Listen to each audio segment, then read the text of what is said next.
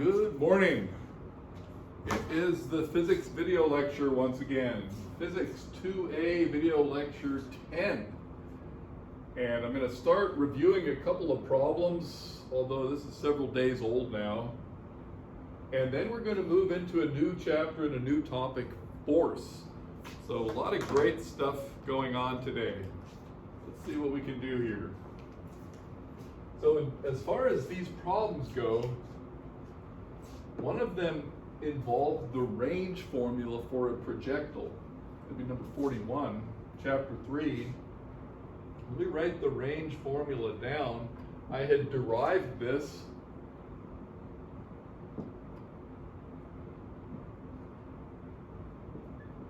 sine of 2 times theta. So what we're describing here is the initial angle of the projectile. The initial angle is theta. We're taking the sine of 2 times theta. Okay. So for example, when theta is 45 degrees, then the sine of 2 theta, which is the sine of 90 degrees, is equal to 1. So that's the maximum range is going to be at 45 degrees. So the maximum range is at 45 degrees. And you can see the question was asking about different values of g. Well, g is 9.8 meters per second squared here on Earth. Up on the moon, it's about 1/6 of that. So if you take 1/6 of the value in the denominator, you're going to get 6 times the range in total. Okay. So once you just take 1 for sine of 2 theta, you get a really nice understanding of the dependence of the range on the gravitational acceleration and of course the initial speed as well. So just plug in g divided by 6 here, and that denominator of the denominator comes up in the numerator and multiplies your standard range by 6. Okay. So much for the range formula. And like I said, I derived this fair and square and of all the details, so you find that in the lectures. The other question concerned the horizontal throw. So that was 3-7. Let me just draw this and label everything. I don't intend to put any numbers in.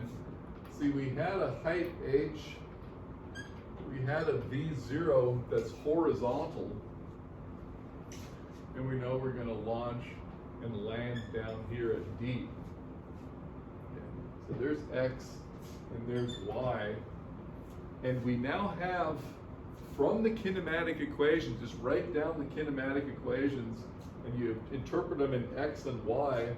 So what we have is v sub x is vx0. That doesn't change. V sub y is v0y minus gt. But v0y was 0 in this case because it was horizontal.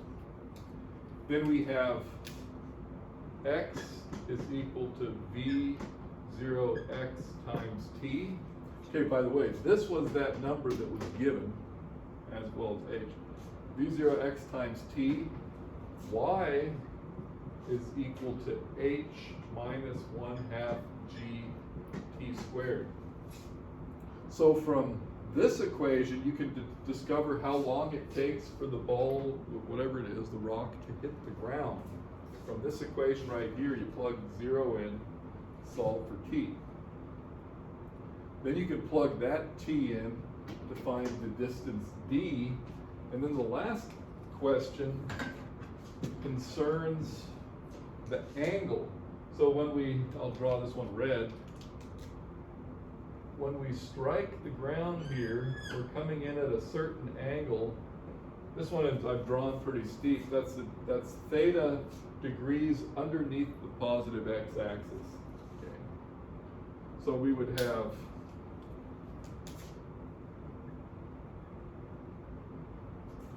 could also put that theta inside down there.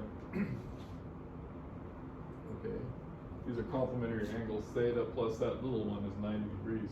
So anyway, we have a v sub y here and a v sub x here. So what you can say is that the tangent of theta is going to be v sub y divided by v sub x. That'll be the tangent of that theta. And let's go ahead and put a magnitude here because v sub y is actually negative pointing down. Good, so there's that problem. And we're going to move on. But I think we have a pretty thorough job now with the projectile motion, horizontal throw. Horizontal throw is the one you really want to always be able to do because you don't have any quadratic formulas or anything. It's easy to systematically go through and find everything. All right. Now we're going to move into some new material. Now you can see I brought some demonstration objects here, and that's what we'll do first. So our new topic is force.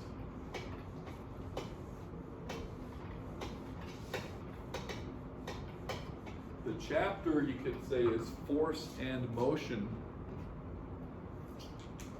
But we're just going to talk about force today, and then we'll move on into Newton's law of motion. But force is worth talking about for the full hour, as I'll show you right now.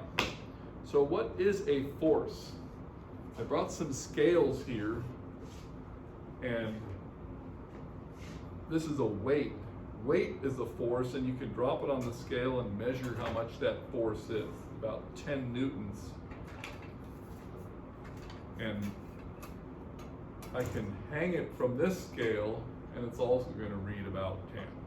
Okay, so let's start with that. So force, our definition, is a push or pull. So we're starting really basic. It's just a muscle sensation. You could say that's the force. If you pick up a suitcase, you know you're feeling that in your arm. So it's a push or a pull. And the example that we immediately use is that weight is a force. What we think of as weight, something heavy. So weight is a force. Okay. And then we could ask, what is the unit of force? Right. Here I was hanging something from this scale, and apparently there's a spring inside that's being stretched, and then I put this on here, and like I said, I get about 10. Okay. 10 what? So the next thing is, love to number things, right? The unit of force is the Newton. And I just showed you, and it's abbreviated capital N, the Newton. That's the unit of force, and I just showed you a chunk of metal that weighed about 10 newtons. Another thing that is close to 10 newtons is a liter of water. Okay, so you can always get a force, got a plastic liter bottle of water, and then you hold that in your hand, and it's actually going to weigh as much as this little chunk of metal here, about 10 newtons, okay, liter of water. So the unit of force is the Newton, and since you're used to weighing things in pounds, we'll just put the conversion here once and for all. So the conversion that we're interested in is that 9.8 newtons is equal to 2.2 pounds. So for example, you could convert your weight into newtons. If I do that, it's somewhere between 8 and 900, okay? But once you know that, you could have, in fact, we backstage we have these bathroom scales that have a Newton scale on them. We like to take them to our lab, some classes, they can stand on it and be amazed at how many newtons they weigh, okay? So nothing fancy there. Push or a pull, the unit is the Newton. Good, yeah, so I had that scale here, it's got newtons on it, and I had a couple of these that I'm going to continue to demonstrate with. These say newtons on them as well. Good, so far so good. Let's send this up here.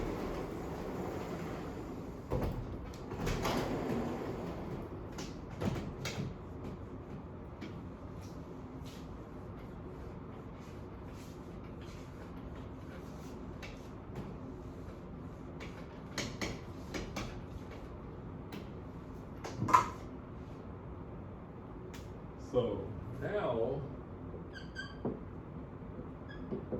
I'm going to describe something called simple addition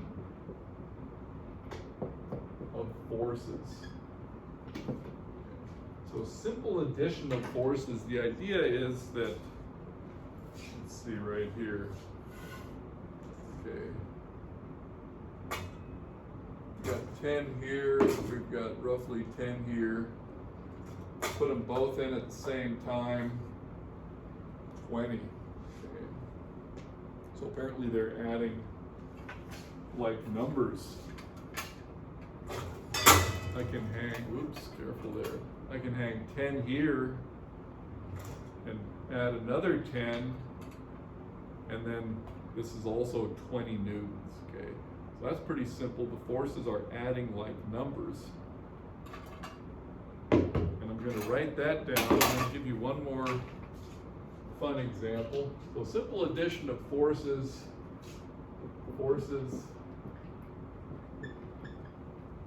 add like numbers. Quote there. And the example, just so you have it, is that if I have my scale here, there's the hook, and I hook two of these 10 Newton objects, then it reads 20 newtons, right? Forces add like numbers. That's my example. And we can get a little more clever with this and actually hope it works. So I've got 10 newtons, and I'm going to distribute this so that I have 5 up on this top scale, and I have 5 on the bottom scale as well. And if I pull I have 7 on the top, and I only have 3 on the bottom. So you can see the forces are really adding like numbers. Pushes, and here was a pull and a push at the same time. Okay, so that's neat, but that's not the really interesting part. So the next thing we want to do, one more thing. So I want to do the same demonstration that I just did with 2 of the same scale. Let's set up our next little project here. So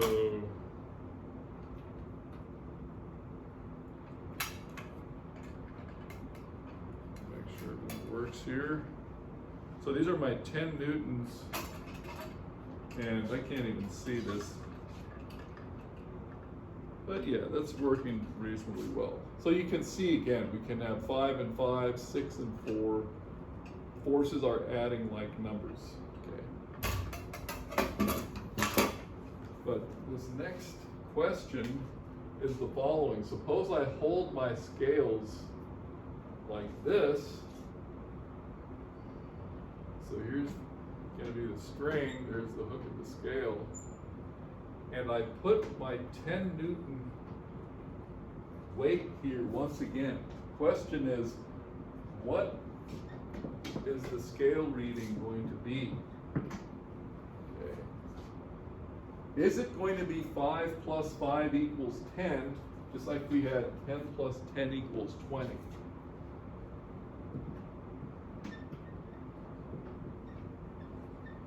What scale readings? Now, if we had the big group here, we'd be discussing this amongst ourselves. What's it going to be? Okay. And, well, you can see I already have it set up for us, so we're just going to try it. You've written down in your notes what your guess is going to be. 5 plus 5. So we're going to start again. We've got our roughly 5 plus 5, I'm confident. And now I pull this out, and you see something kind of interesting. Okay. I've done this before, okay.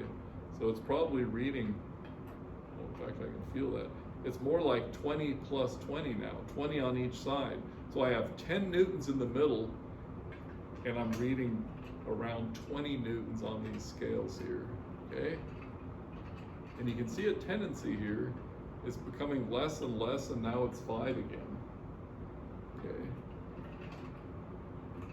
And now it's 20, and if I had some larger scales, I could get it even more. Okay.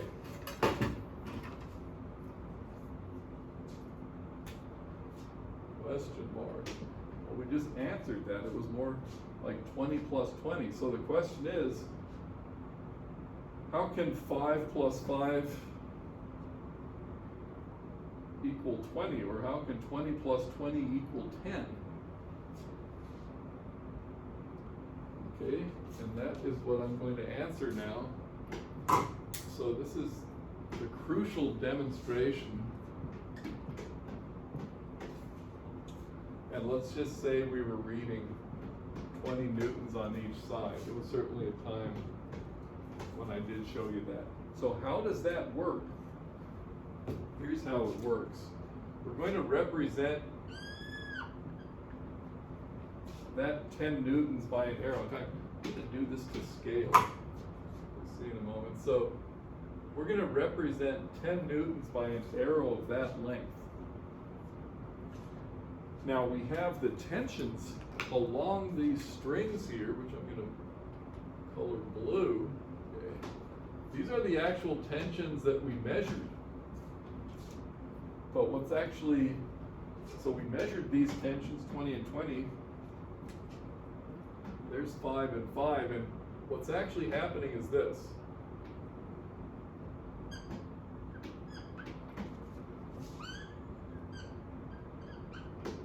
The crucial picture. These two arrows represent the 5 and the 5. So these two arrows are the upward direction. The outward red arrows are like a tug of war. They're not producing anything. These two are what's pulling up.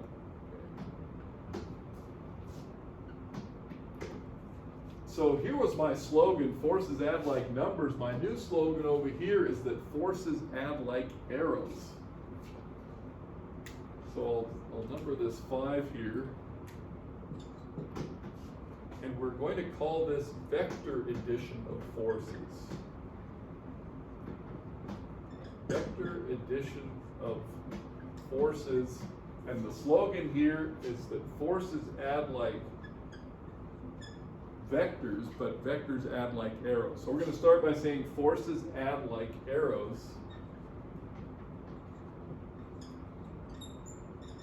We've already introduced vectors, but it's in this chapter where we really use them systematically. Okay? Forces add like arrows. And that is, like I said, what we call vector addition of forces. And this has so many interesting consequences, which is why I'm going to spend the rest of the hour talking about this, and we'll get to motion next time. So forces add like arrows, and of course we know that vectors add like arrows too. So force is a vector. But the reason I like this slogan is you can reinvent all of the vector algebra that you need if you know this slogan and know a couple things about triangles. Okay, so it's not the thing of memorizing formulas. This is an important fact here. So forces add like arrows, and they're actually, it actually just follows the geometry. So okay, I'm going to leave that up there and redraw my picture.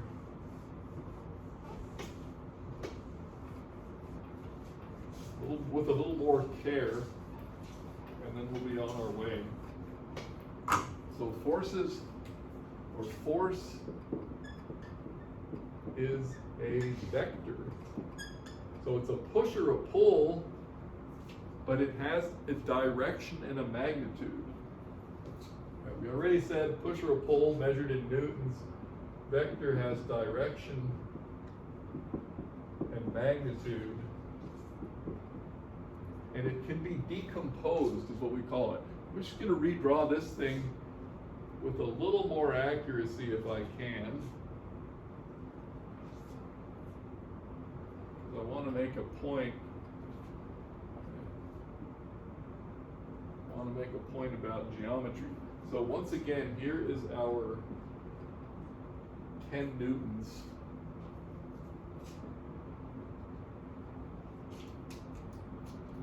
And also, once again, we're pulling out and up. Same thing over here, out and up. So this triangle represents the vector. Again, blue is the one we're actually measuring. That's the one the scale is reading. And that's the physical string. These red lines don't actually exist in space. This blue, this is the physical string. But because vectors add like arrows, and arrows add like triangles, if you want to put it that way, this here is 5 newtons, okay? 5 newtons.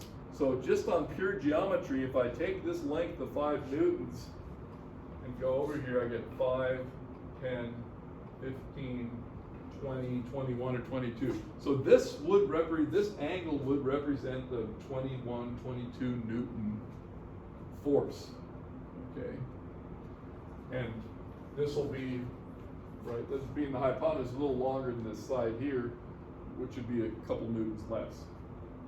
So you can work with geometrically similar triangles to find out the force. And if we were to make a really flat, okay, there's my scale. If we were to make a really flat thing by pulling harder and harder, the tension would go up and up. In the limit where this angle, this angle goes to 0, so I'm going to call this the angle theta right here. In the limit where theta goes to 0, the tension would go to infinity, which means you're going to break your string. Okay. Good. So this is the crucial fact about forces. Vectors add like arrows.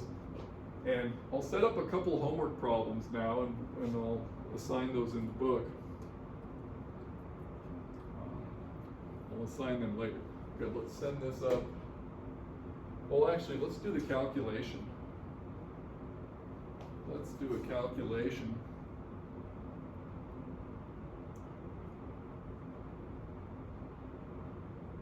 Okay, good. So force is a vector. Since force is a vector, we have components of force.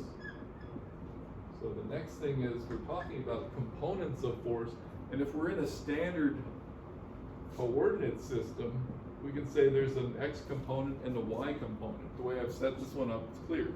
This is my y component. So we have, in our example, which is right here on the board, in our example we have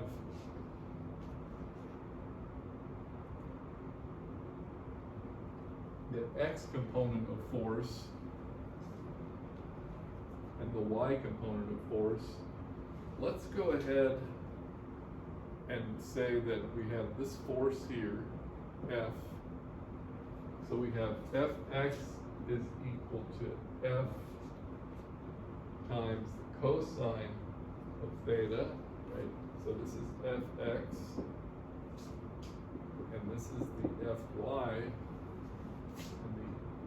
and the Fy is equal to F times the sine of theta. So what is F? F is the hypotenuse.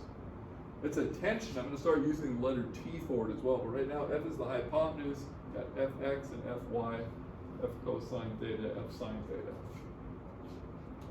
Now since vectors add like arrows, forces add like arrows, if we were to add all 3 of these arrows up, namely the 2 that go to the scale, the blue ones, and then this one right here, all three of those would add up to 0.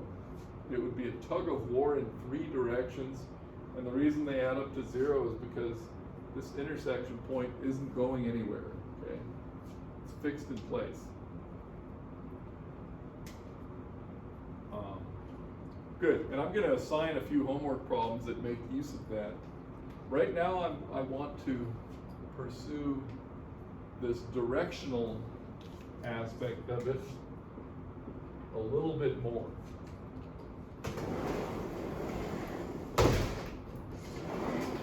So yeah, these are the basics that we'll need for solving what we have coming up for homework. Let's see. Good.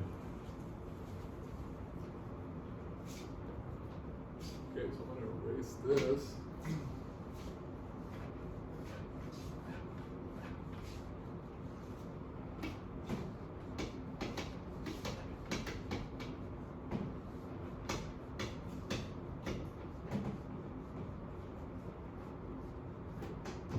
So this next section is called forces and structures. And that reminds me, I have to go grab a couple more demo objects.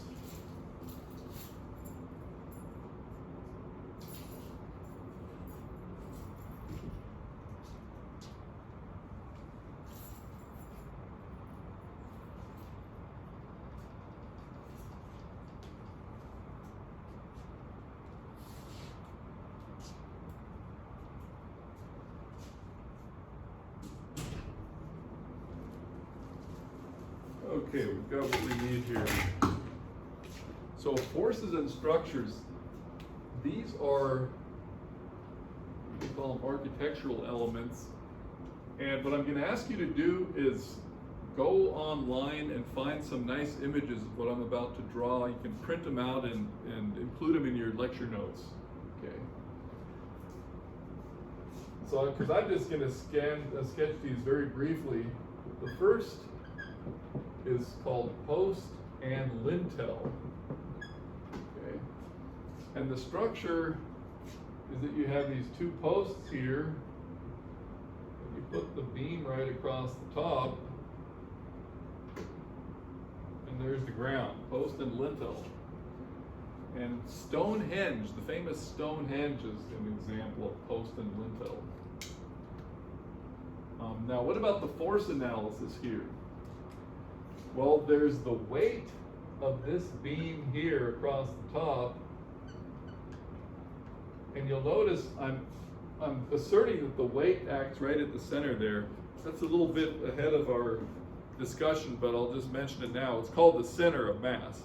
So the weight of this ruler, for example, is concentrated right at the center of mass, which is the geometrical center. So I'm justified in saying that's where the weight is. Okay. And then this thing is being held up by the 2 posts.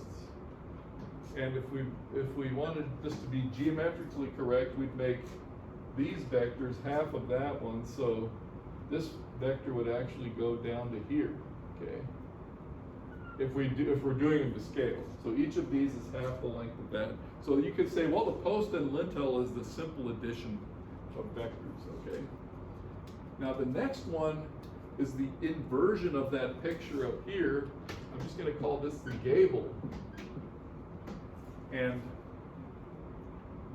you know, suppose you draw a house the way you did when you were a little kid, okay?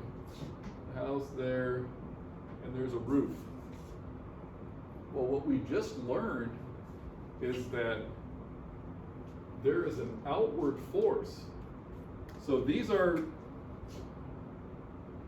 just some straight structural elements, but based on that analysis, if you flip it upside down, you actually have a downward force and an outward force.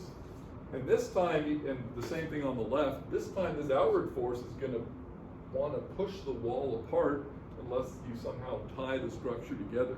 There's actually an outward force. If you were standing on here, okay, with one leg on each side,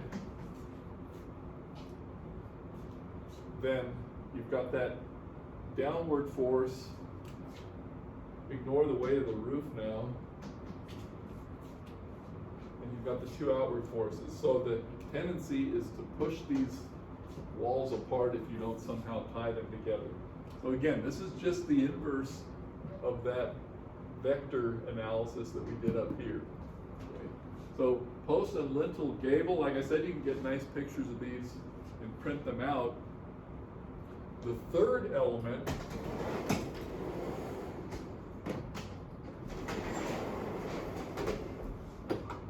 that's used to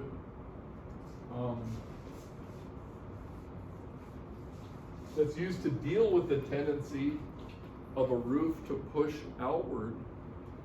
So the third element we're going to talk about is the arch.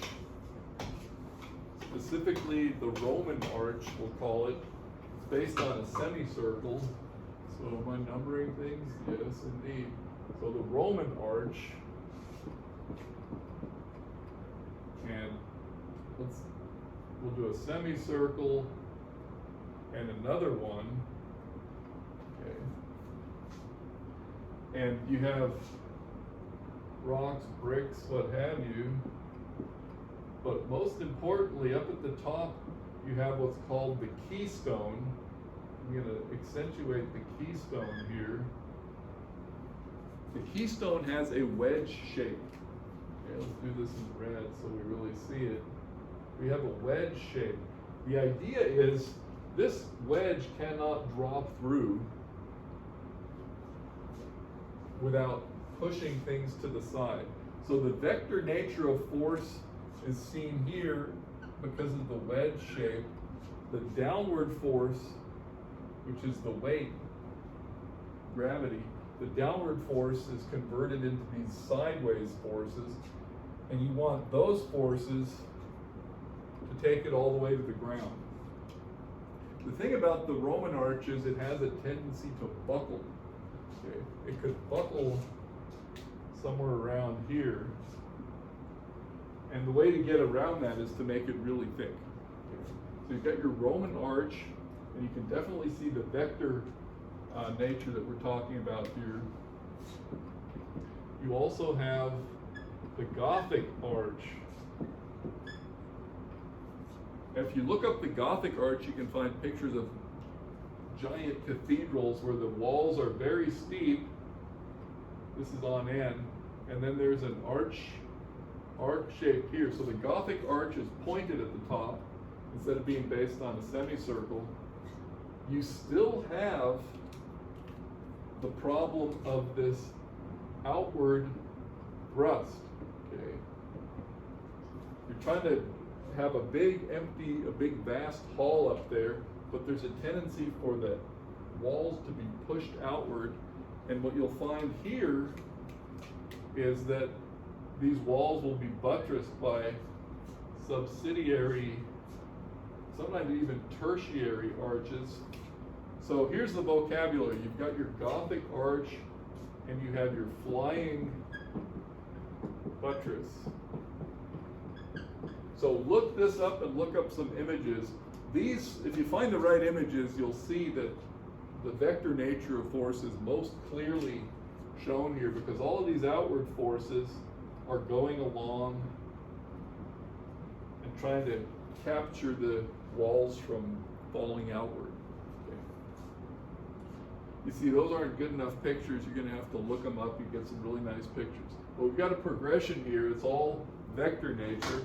This basic one is the simple addition, but everything else is vectors. Good. So we go to the arch. See how much time we have today. I want to get through this list. We're doing fine. Okay. Now the next one you want to look up is the Pantheon in Rome. Pantheon in Rome. Okay. The Pantheon in Rome is actually an amazing construction. It's based on a sphere. The lower half is actually a cylinder. So you and erase the sphere there. And the upper half is poured ancient concrete. The walls are very thick. The upper half goes like this. And they did something interesting about the vector nature up at the top. It has a hole in the top. It's about 150 feet high, so that hole is big enough, and it rains right in down to the bottom there. Pantheon in Rome, and in front it has a roof, a gable roof coming out the front like some kind of temple. So look up the Pantheon in Rome. Once you see it, you'll recognize that my picture is not good, but not that bad either. Okay, this is what it's based on there. So all of these are utilizing the vector nature of force. Here there's this poured concrete shell, and the forces are directed outward, and then in order that the walls don't get pushed out, they just make the bottom wall really thick. Okay. So you've got this progression of structures now: post-lintel, gable, Roman arch, Gothic arch, with, of course, the flying buttress, and then the Pantheon in Rome.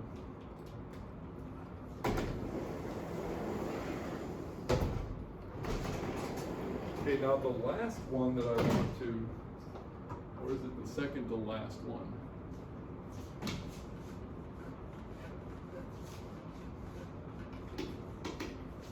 So these are rigid structures. What I brought to class now was some chain. Let's see if I can unwrap it. Here we go. So I brought a length of chain. Chain's totally flexible. Okay. Now, of course, I could put tension on it and stretch it. Well, I can't quite stretch it, but I can definitely put tension on it. Okay. And I could use the chain to do the experiment that we just did. But what I'm interested in is the flexibility of the chain. And I'm just going to tie the chain up here and demonstrate it hanging on the chalkboard.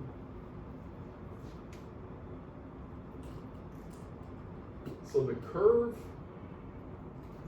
that a chain assumes, a chain or a rope, when it's just hanging under gravity, has a name.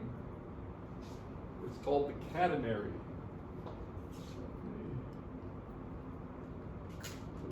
There we go. There's our chain. Beautiful curve. It's called the catenary. And the interesting thing about the catenary is the direction of the tension in the chain. The chain's flexible, so, and there's definitely tension here. If I hook this up to a scale, it's going to weigh something. Okay, there's tension in the chain. There's tension all the way through the chain. And what is the direction of the chain, the tension? Okay, so that's our question. So next, the catenary. And the thing about the catenary is that the tension is clearly always tangent to the curve. So right here where I've hooked it up to the wall, the tension has this direction that I'm sketching on. Down at the bottom, the tension must be exactly horizontal. Okay. So the catenary, that's the shoe, right? That's the shape that the hanging chain assumes. Shape, curve that a hanging chain assumes.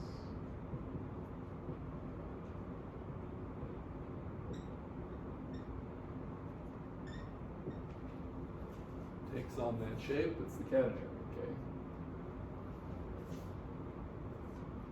So that's the first point, and the second point is the tension is tangent to the curve. Tension is tangent to the curve. Beautiful curve. Now, here's something else I can do. See how much time we have here. I'm gonna get this example. Okay, yeah, we're doing fine. So we have this beautiful curve. You could never draw one this nice by hand, by the way. And you'll notice I can make it steeper like that, or I can make it wider like that. It's not apparent immediately that it's always the same curve, but what this wider curve is the bottom. It's geometrically similar to the bottom of the narrower curve. So what I'm showing you here, this one, this entire catenary right there, is just this lower segment down here, geometrically similar. It's all the same thing. It's a hyperbolic cosine. It's a special function in mathematics if you ever want to look it up. Catenary curve, hyperbolic cosine. I'll even put that down for you just for hyperbolic cosine. Good, now I want to do a couple of projects with this thing. So I will take this down.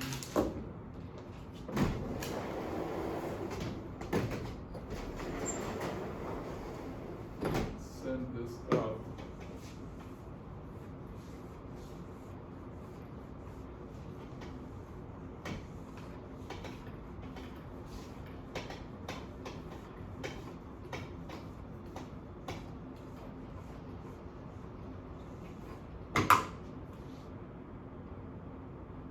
Good. So here's the project. Here's the project I have in mind. We're going to make a somewhat flat catenary, maybe something like this. Checking our time here. Yeah, we're good. Okay.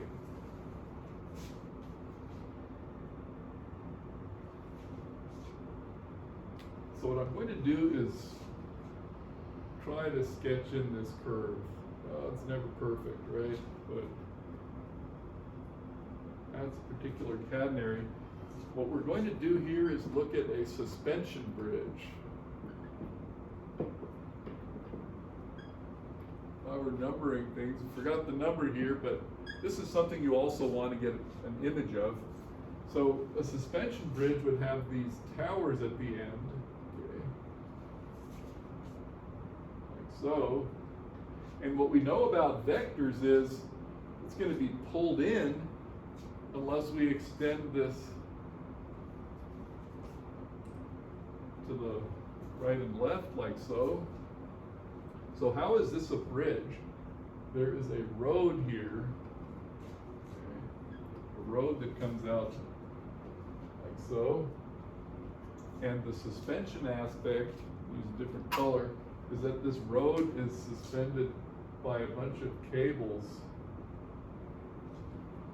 So these vertical cables suspend the road from this giant catenary cable.